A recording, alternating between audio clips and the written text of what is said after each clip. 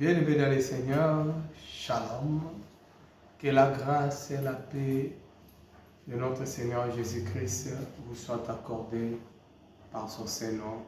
Amen. Je suis le frère Pachi Mafou, serviteur de la parole du Christ, serviteur de Jésus-Christ et du Dieu Tout-Puissant. Je viens par ce support vous annoncer la création de notre bébé, une nouvelle chaîne que nous venons de créer, cette chaîne YouTube que nous avons intitulée Parole distinguée. Parole distinguée, pourquoi? Parce que c'est l'écriture. C'est l'écriture, parce que tout ce que nous aurons à faire ici, à prêcher, ne sera que l'enseignement qui trouve sa base dans les saintes écritures. Ce qui sera hors des saintes écritures ne fera pas mention ou ne sera pas dit dans notre programme ni prêché. Pourquoi parole distinguée? Ceci est aussi la preuve que dans ce monde, il y a plusieurs confusions. Comme le dit l'Écriture, nous avons tiré le nom de notre chaîne sur cette écriture que nous allons lire tantôt. 1 Corinthiens chapitre 14. Nous prenons le verset 6e. Je lis l'écriture au nom de Jésus. Et maintenant, frères, de quelle utilité vous serais-je si je venais à vous parler en langue et si je ne vous parlais pas par révélation ou par connaissance ou par prophétie ou par doctrine? Il continue pour dire ceci, verset 7e. Si les objets inanimés rendent un son, comme une flûte ou une nappe, ils ne rendent pas de son distinct. Comment connaîtra-t-on ce qui est joué sur la flûte ou sur l'arpe? Une question Paul pose. Et si la trompette rend un son confus, qui se préparera au combat? Ici, frères et sœurs, nous avons vu comment est-ce que l'apôtre Paul nous parle des objets inanimés et de l'utilité d'un serviteur de Dieu auprès des peuples du Seigneur. Il dit, de quelle utilité vous serais-je si je venais chez vous et que je parlais seulement en langue et que je ne vous parle pas en prophétie, en doctrine, en connaissance ou en révélation? Vous savez, quand Paul dit que je vous parle seulement en langue, parler en langue, Paul fait encore mention des dons de parler en langue dans un des versets de la Bible dont il dit ceci. Là, il dit, si quelqu'un parle en langue et qu'il n'y a pas d'interprétation de ce qu'il dit, il serait un barbare pour celui qui l'écoute, car il ne comprend ni les mots, ni le sens du mot qui sort de sa bouche. Alors, si quelqu'un ne comprend pas les mots, ni le sens des mots qui sortent de ta bouche, pour lui, tu es un barbare. Vous savez, les barbares, c'était le peuple ancien, dans les temps anciens, c'était des peuples qui étaient considérés comme étant des non-civilisés. Les Romains appelaient ces peuples-là des barbares. Paul aussi a pris cette illustration pour montrer qu'un homme qui vit avec une parole qui n'a pas d'interprétation, qui n'a pas de sens, c'est un barbare. Et cet homme-là donne aussi un son confus.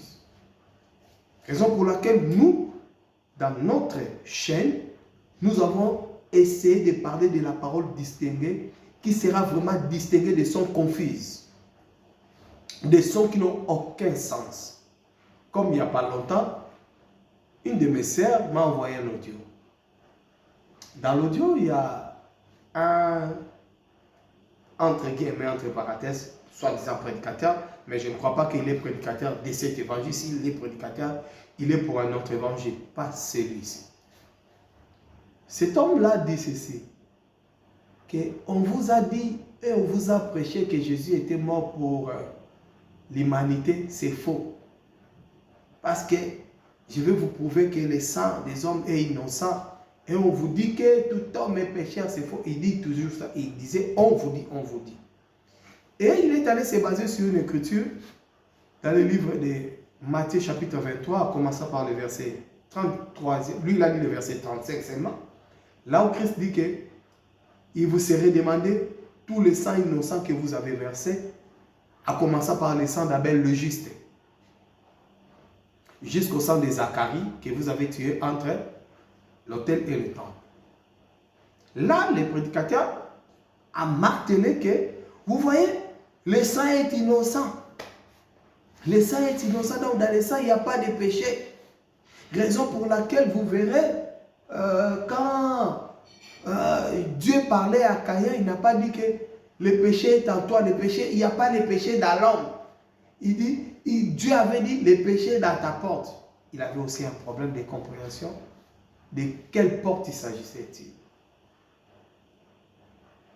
Bien-aimé, quand vous ne comprenez pas encore les Écritures, ne soyez pas pressés de passer à la télé ou devant des hommes ou devant qui que ce soit pour parler de la Bible que vous ne maîtrisez pas. Pour parler de la Bible dit c'est poussé par l'Esprit. Il faut être poussé par l'Esprit de Dieu. Il faut que l'Esprit de Dieu t'enseigne des choses que toi aussi tu vas enseigner aux autres.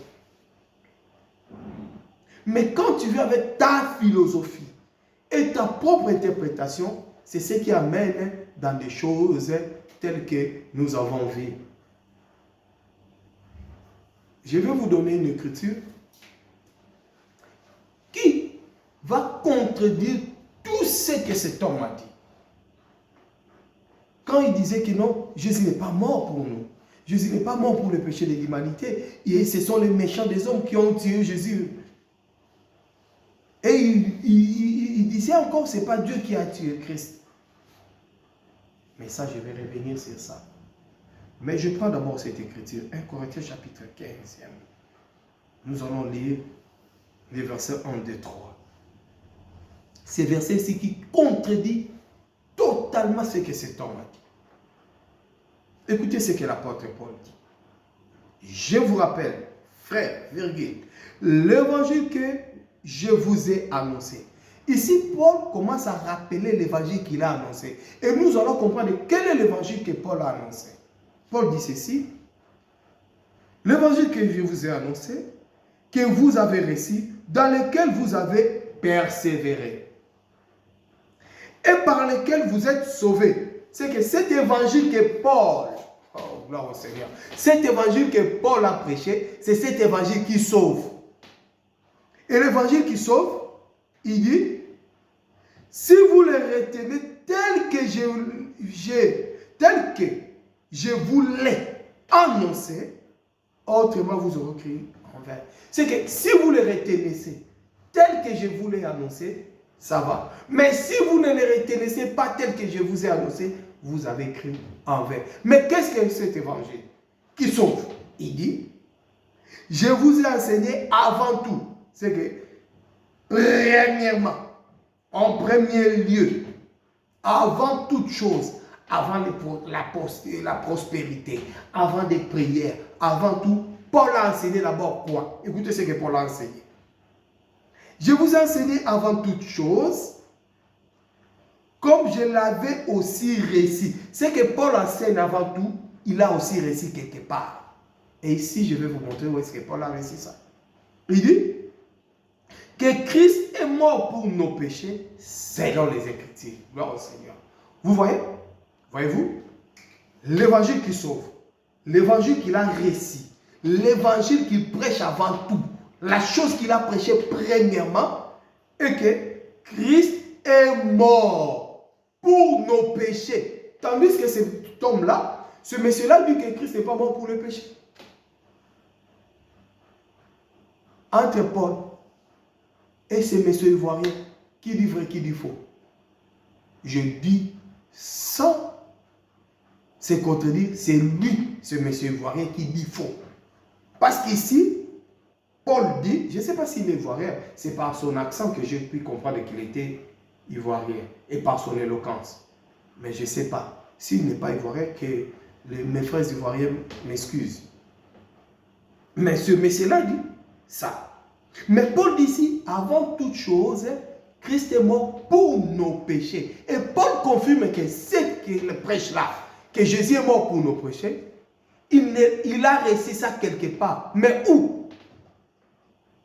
Je cours rapidement avec les Écritures pour terminer parce que je vais revenir sur ça. Je vais faire encore une autre vidéo sur ça. Là, je vais prendre point par point de ce que ce monsieur a dit et je vais commencer à vous montrer ça par rapport aux Écritures. Écoutez, Galates chapitre 1, le verset 7e. Non, pas qu'il y ait un autre évangile, mais il y a des gens qui vous troublent et qui veulent renverser l'évangile du Christ. Quel est l'évangile du Christ? C'est ce que Christ a prêché à Paul. Écoutez, il n'y a pas un autre évangile, mais il y a des gens qui nous troublent, qui veulent troubler les gens, tels que ce Messie est venu troubler les gens pour renverser l'évangile du Christ. Mais l'évangile que Paul avait prêché, c'est l'évangile du Christ. Paul dit ceci dans le verset 11. Je vous déclare, frère, que l'évangile qui a été annoncé par moi, donc par lui Paul, l'évangile que Paul a annoncé, il dit, par moi, n'est pas de l'homme. Cet évangile-là, né du verbe être. Il dit, ce n'est pas un évangile de l'homme. Verset 12. Car je n'ai reçu ni appris d'un homme. Il a reçu cet évangile et il a appris d'aucun homme. Mais par une révélation de Jésus-Christ. C'est que Jésus s'est révélé à Paul et lui a enseigné l'évangile. Tel qu'il est dit là-bas dans 1 Corinthiens chapitre 15, il dit que ce que je vous prêche, je vous prêche tel que je l'ai reçu. Ici, il dit, il a reçu cet évangile de qui? De Christ. C'est que Christ lui a enseigné. Qu'est-ce que Christ lui a enseigné? Paul dit avant tout.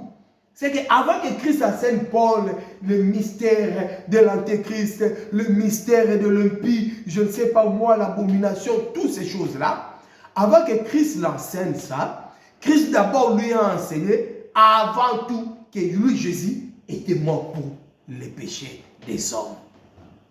Alors quand un frère dit, on vous a dit, qui?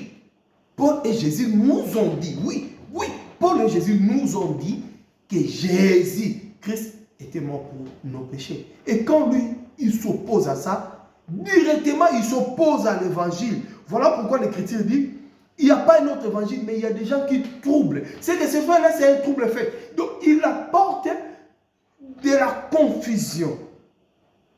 Et nous avons comme mission d'éclairer le peuple de Dieu et d'enlever la confusion. Écoutez encore ce que Paul dit. Même quand nous-mêmes, quand un ange du ciel annonce un autre évangile, que celui que nous avons prêché, qu'il soit anathème. Voyez-vous? Donc, si même Paul aujourd'hui ressuscité, ou un ange du ciel descendait, pour prêcher un autre évangile que Paul a prêché, que les apôtres ont prêché, que Jésus est mort pour nous, que cet homme-là soit anathème. Remarque, je ne sais pas si vous avez compris. Si un ange descendait du ciel et qu'il prêche une autre chose, je vais lui dire que tu es anathème. Et imaginez un frère à moi, un homme tel que moi, il vient vous prêcher un autre. C'est un frère qui est maudit. Parce qu'il cherche en train de troubler l'évangile. Les sangs des hommes n'ont jamais été innocents dès lors que l'homme est descendant d'Adam. Mais si tu me poses la question, pourquoi on appelle Abel juste lui qui était descendant d'Adam, je vais t'expliquer les sacrifices qui se sont passés là pour qu'Abel soit justifié. Vous verrez qu'Abel était justifié, mais Caïn n'était pas justifié. Mais ils viennent tous deux d'Adam. Donc ça, c'est aussi la préscience de Dieu. Il y a tout un enseignement, il y a des choses riches que nous pouvons dire par là. Mais là, je voulais seulement dire au peuple de Dieu que nous sommes contre cette confusion. Et nous allons prêcher contre cette confusion. Et nous allons prêcher la parole de Dieu telle que les apôtres l'ont annoncée, l'ont prêchée, sans y ajouter ni retrancher quelque chose. Raison pour laquelle nous avons intitulé notre chaîne paroles distinguées. C'est pour enlever la confusion dans la tête des enfants de Dieu. Juste pour vous dire que Dieu vous bénisse, mais nous aurons des débats. D'ici là, nous allons commencer à faire des directs et à travers lequel vous aurez des temps à nous poser des questions, des débats, des partages, des temps de prière. Vraiment, nous avons un cahier de charge vraiment béni. Et nous allons tout faire pour que le peuple de Dieu arrive dans la lumière et dans la vérité. Nous savons qu'il y a plusieurs serviteurs de Dieu qui le font déjà, mais nous allons aussi apporter notre pierre des contributions. Que Dieu bénisse tous les hommes, tous les gens qui nous ont aidés à créer cette chaîne, et tel que notre frère Guelancé, que les autres, que Dieu vraiment bénisse ces gens-là. C'est moi, je vais dire au peuple de Dieu que nous sommes là. Ça, c'est notre chaîne. Abonnez-vous massivement et partagez ces vidéos pour que la gloire et la parole du Seigneur soient annoncées à plusieurs. Que Dieu vous bénisse au nom de notre Seigneur Jésus-Christ. Amen. Ciao.